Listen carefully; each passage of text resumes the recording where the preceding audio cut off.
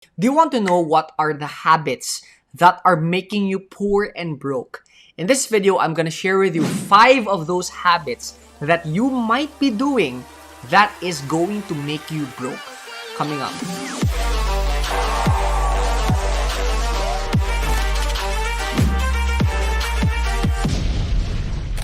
Hello Tycoons, this is Fibo Lim, your internet marketing coach. In this channel, we publish weekly content that will help you grow your business online.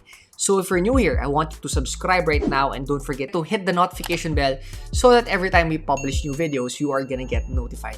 Before we begin, I want to invite you to my free training where I share with you how do you actually grow your business online by attracting prospects using social media advertising. I want you to visit this link, fibolim.com/class, to register your free seat right now. So after doing business for how many years, I realized that there were things that I did not do that actually made me become successful. And these are the things that most entrepreneurs, akala nila pag ginagawa nila is mas magiging successful pa sila.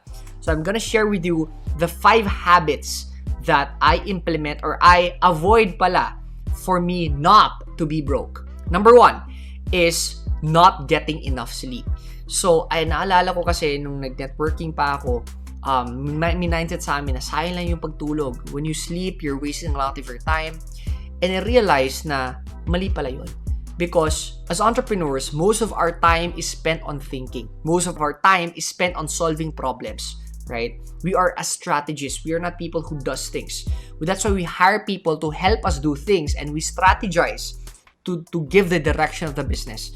In short, since 80% of our time is spent on thinking, we should protect our brains. We should protect our mindset. We should protect our brain power. But the thing is, how can you think well if wala kang tulog? Are you getting this? So, how can you think well if wala kang tulog? Nagigets ba? So, I really recommend to have at least 8 hours, 7 to 8 hours of sleep every single day. Because when you have sleep, you become more productive. Hindi ibig sabihin po na if you're spending 12 hours working, you're ahead of everyone. Because do not confuse efforts from results. Okay? Kasi iba yung dalawa. It does not mean na pag 12 hours yung trabaho mo, 12 hours ka rin productive. Because it's also possible na isang oras lang ka nagtatrabaho pero yung productivity mo o kaya yung resulta mo equivalent ng 12 hours.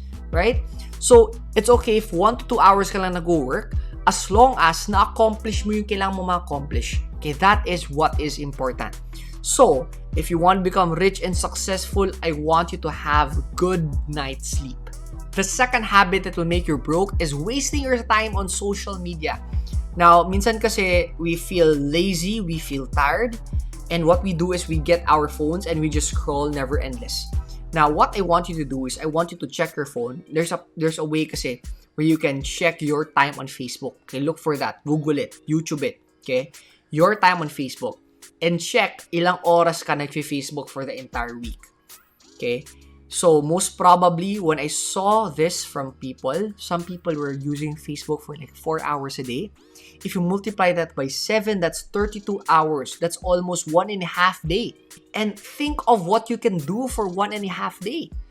Now, my recommendation is instead of using social media just for nothing, you just rest, you just sleep, you just unwind, you just talk to people, you just stop using social media kasi, or if you are gonna use social media just like what I do, it doesn't mean hindi ako gumagamit. What I do is instead is I block all the news. Yung mga Sunstar, yung mga Freeman, whatever, I block all of them because they just provide negativity in my life. What I do instead is I follow motivational speakers, people who add value to my life. So now when I use social media, instead of me getting stressed, worrying about the world, what happens is I get motivated, I get inspired, but parehas pa rin. I use social media for a limited time pa rin. Okay, recommended ko 15 to 30 minutes, that's enough. Okay? Kung gusto mo, bilisan mo. Okay, bilisan mo pag-scroll. So, yun, that is what you have to avoid. Number 3, what you need to avoid para hindi ka maging broke is multitasking. Okay? A lot of people, I am good in multitasking. For me, that's BS. For me, that's not true. The more you multitask, the less focused you are. So yun yung sinasabi ko na 80% of our time is spent on thinking and solving problems. If you cannot think of 3, 4, 5 things all at the same time, it's just not possible. Maybe you can do that, okay? Kasi may dalawang kamay ka, pero may isang utak ka lang eh. You cannot think of 2 things at the same time. What happens if you think of 2 things at the same time is you won't be able to produce quality results instead, di ba? So, instead of doing multitasking, focus one thing at a time. Okay, I'm gonna give an example. Let's say, merong dalawang scenario. Okay, yung first scenario is you are gonna spell your name. Okay, for example, Fibo Lim. Line 1, Fibo Lim. Okay, and then line 2, pabaliktad na Fibo Lim. Boom. So parang first scenario, Fibo Lim, sulat mo lang ganon, and then pabaliktad na Fibo Lim. Okay, M-I-L and then O-B-I-F. Okay, now second scenario, maglagay ka ng alternate mo. Okay? Eto, dediretso yung pagsulat. Eto, alternate mo. Okay, so yung first is Fibo Lim. So, F. And then yung second line is pabaliktad ng Fibo Lim. So, like, baliktad ng pangalan mo. So, M. Okay, so F, M, I, B, M. Nagigets? So, ano yung mas mabilis? Yung isahan or yung alternate? Okay, yung second, yung alternate is yung multitasking. That's actually what's happening.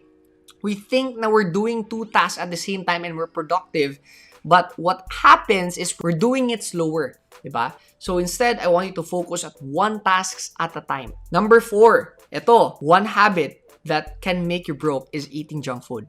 Okay, aside from spending money on junk food and it doesn't give nutrients sa body mo, and aside from it affects your health, right? That will allow you to spend more money on medicines and will make you sick in the future.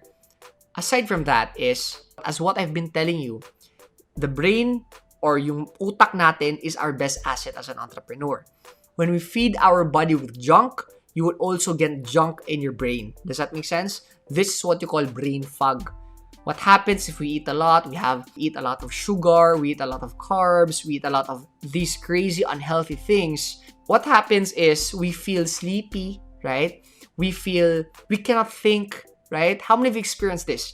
This is what you call brain fog, and that's exactly what's happening when you eat junk foods.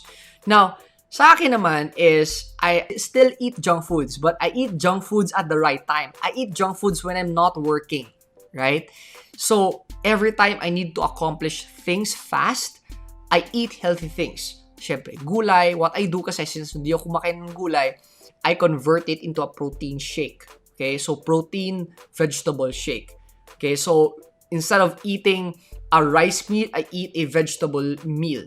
Okay, in a shake format because I don't eat vegetables. So, yun, that is what you can do. How can you eliminate or avoid for the meantime junk food when you're in working mode?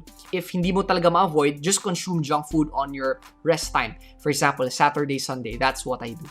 And number 5 habit that will make you broke as an entrepreneur is not taking a break.